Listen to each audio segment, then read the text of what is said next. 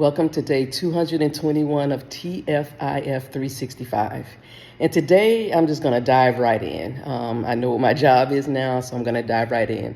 And also, I understand my work here is to trigger people, to get people to really start thinking, what would a world look like if they thought differently, if their beliefs were different, if their actions all aligned as much as possible with supremacy-free, coercion-free, discrimination-free, and exploitation-free, which is equal value, equal access, equal agency, and equal leverage, right?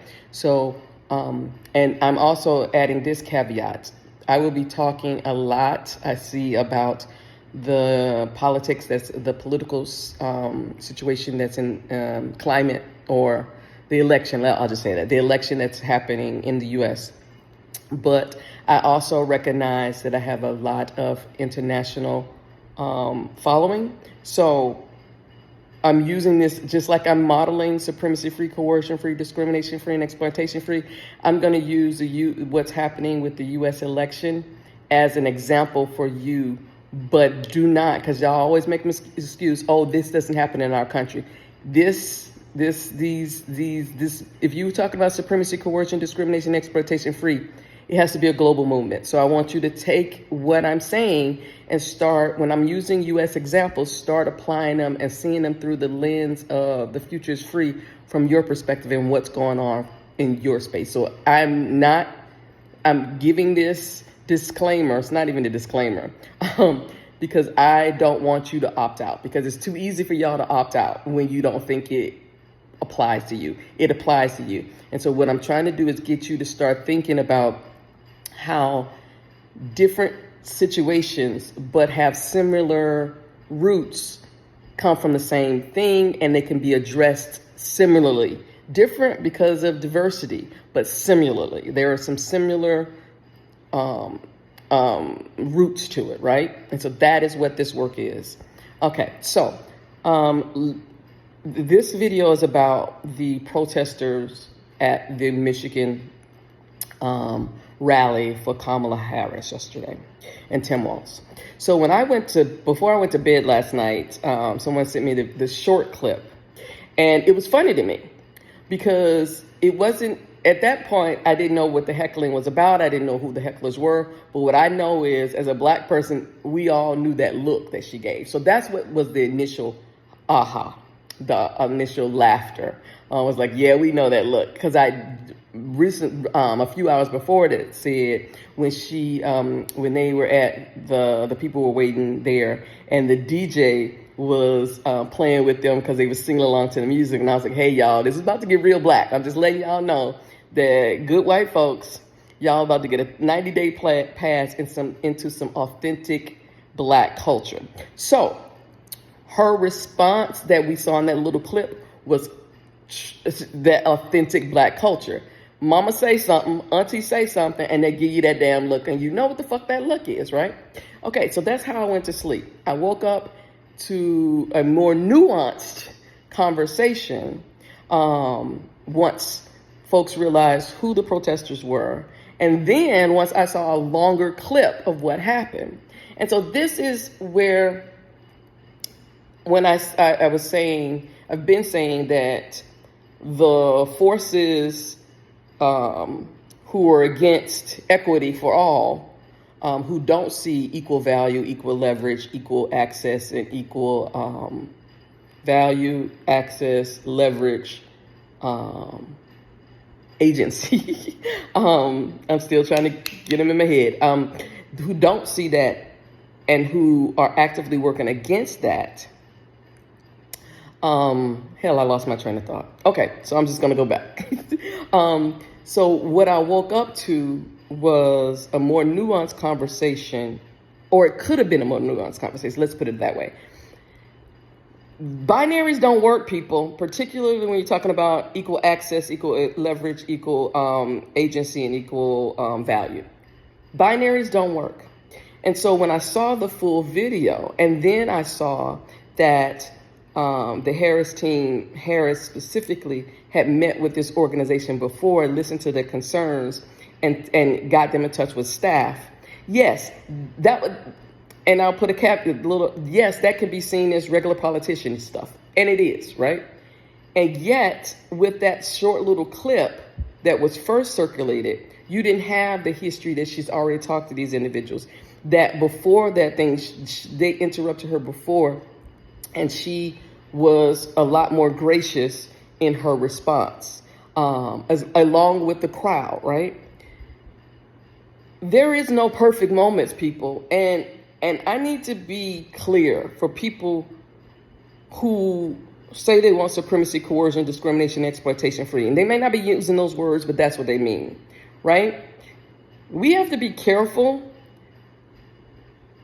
that in our revolutionary acts that we aren't causing more harm. That in our desire to challenge the status quo, that we're not flipping tables on the most vulnerable. So, the protesters were pro-Palestine protesters from Michigan, and who actually started the non-commit, really started that non-commit ball rolling during the primaries. And we still need to be careful, because understanding how government works, and this is not an excuse, it's just a reality. Kamala Harris is the current vice president. She is not in control of the narrative, of the dictates, of the alignments, of the alliances. That is still Biden. As a employee of this person, because I never use the word boss, because that is so supremacy. She is still working for him. Although she is campaigning, she is still working for him. And it would have been malpractice for her to go against directly go against his stated position. That is just the truth. You don't have to like it. That is just what it is. And so she's going to have to figure out how to thread this needle in these 90 days of how to get those people who are directly impacted by what's happening with the citizens of Palestine and the citizens of Israel, with how to communicate where she wants to stand. And I don't know if she could do that. I just don't know. And where the current administration stands.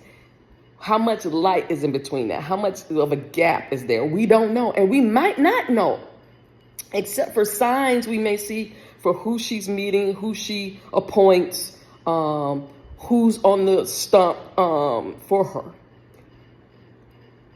And I'm saying that to say, because there's so much emotion in this, rightly so, because people are being killed indiscriminately and their humanity has been stripped away, which justifies this slaughter.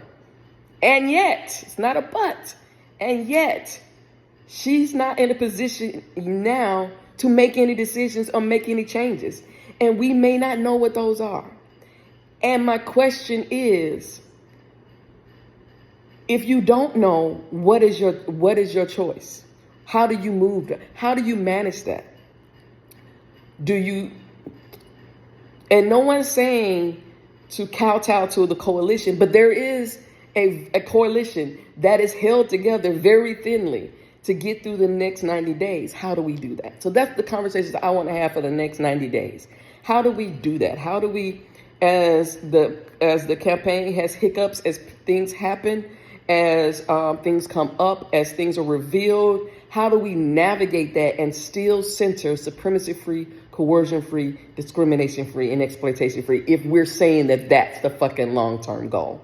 So I don't have any answers for you. My thing is to start asking you the questions so we can start developing those answers together. Because this is what I mean by, once the election is over, So many of you are going to think the work is done. The work is just beginning because we need to develop a new language. We need to develop new policies, procedures, and processes. It's a whole, that's when the work starts.